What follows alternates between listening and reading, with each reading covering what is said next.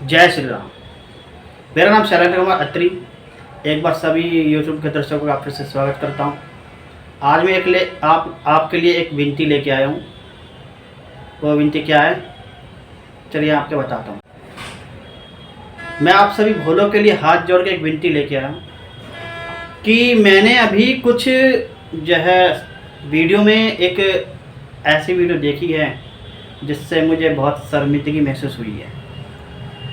आप एक चैनल है हरिद्वार वाले भैया के नाम से, उन्होंने ये दिखाया कि जब जो सावन का महीना बीत गया, मतलब जो है कावड़ का ये अभी का जो पहला जल का पड़ा बीत रहा है, तो उसमें जितने भी भोले आए थे उन्होंने जो अपने जो हरिद्वार में माँ गंगा जी के पवित्र घाटों के किनारे पन्नियाँ चप्पलें छोड़ के चले गए। इससे मेरा जो है दिल जो है बहुत ज़्यादा विचलित हो गया। क्यों?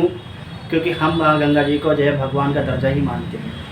आप एक सोचिए, अपने इष्ट देवता को आप जो है गंदी करके जाएंगे तो क्या भगवान आपको क्षमा करेगा?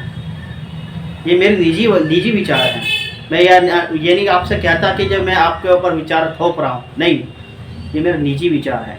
आप जरा सोचिए कि आप जो है अपने घर में आए हैं या आप किसी घर में जाते हैं, वहाँ पे क्या आप गंदगी करके जाएंगे? वो तो भगवान शिव का ससुराल है, भगवान शिव वहाँ रहते हैं, देखते हैं कि मेरे भक्त जो हैं कैसी कैसी गंदगी कर रहे हैं। माना कि प्रशासन वहाँ पे जो है ऐसा है कि जो है थोड़ा ढीला, लेकिन आपको समझौता करना चाहिए।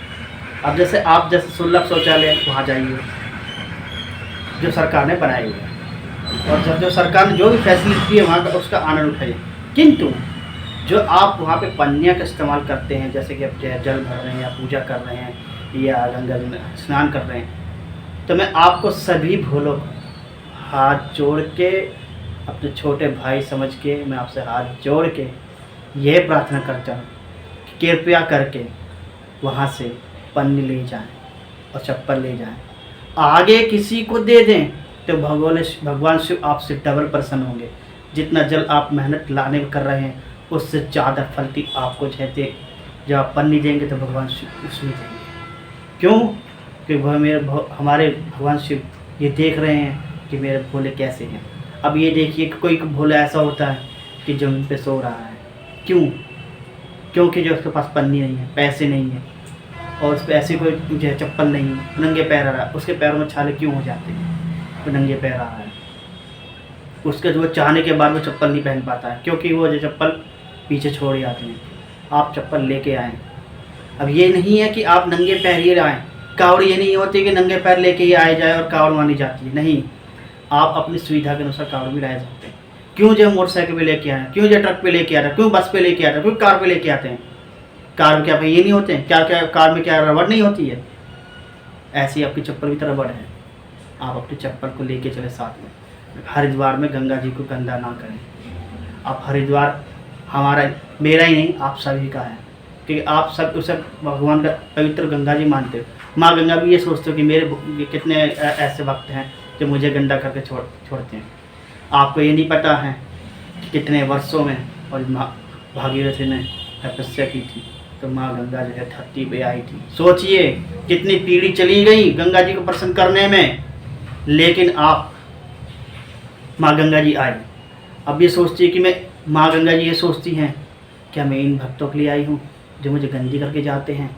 भगवान शिव से प्रार्थना करती है, क्यों तुमने मुझे इसी समय सावन के महीने में तुम मुझे इसी ये जो है गंगा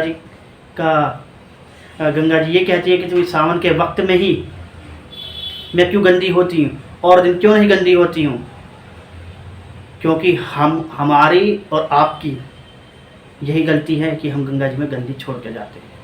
हमें ये नहीं करना चाहिए। अब एक बार बताइए, जब आप जो है क्या करते हैं, अपने घर में रहते हैं, घर में पूजा करते हैं, साफ़ सफाई करते हैं, क्या हरिद्वार आपका घर नहीं है? क्या हरिद्वार के जितने भी घाट है क्या आपके घर नहीं है? क्या आपका जो पैड़ी पर नहा रहा है क्या आपको घर नहीं है? जैसे अपने घर पे सफाई करते हैं, जैसे अपने घाट पे सब अपने दुकान, स्थान, ऑफिस, हर जगह आप सफाई करते हैं, क्या आप घाट का ख्याल रखेंगे?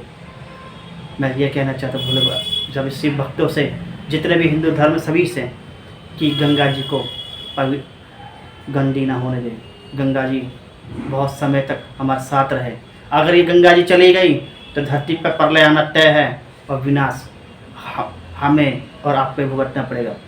ये मत कहना कि भगवान शिव ने क्रोध होकर जो है प्रलय ला दी। इसमें हमारी और तुम्हारी ही गलती है कि हम अपनी लापरवाही से गंगा जी को गंदी कर रहे हैं। भगवान शिव धीरे धीरे ये विष पी रहे हैं।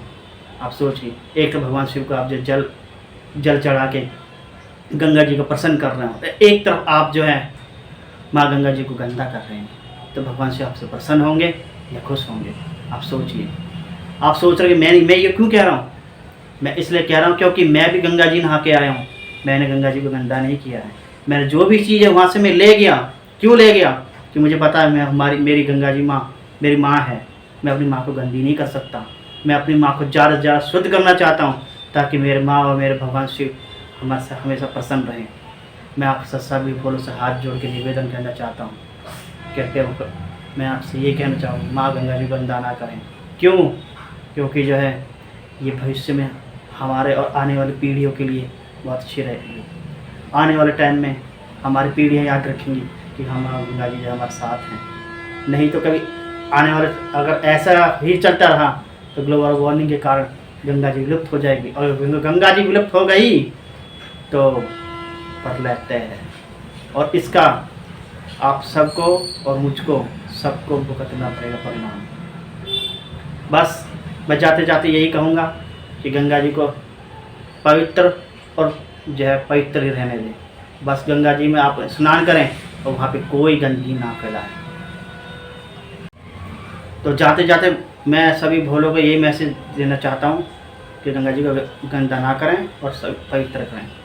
अब मैं आपसे विदा लूँगा और जाते जाते यही कहूँगा कि मेरे चैनल को शेयर कीजिएगा, लाइक कीजिएगा, सब्सक्राइब कीजिएगा। मिलता हूँ आपको नई वीडियो में। तब तक जय श्री राम, हर हर महादेव। महादेव आपकी सभी इच्छा को पूरा करें। ओम नमः शिवाय।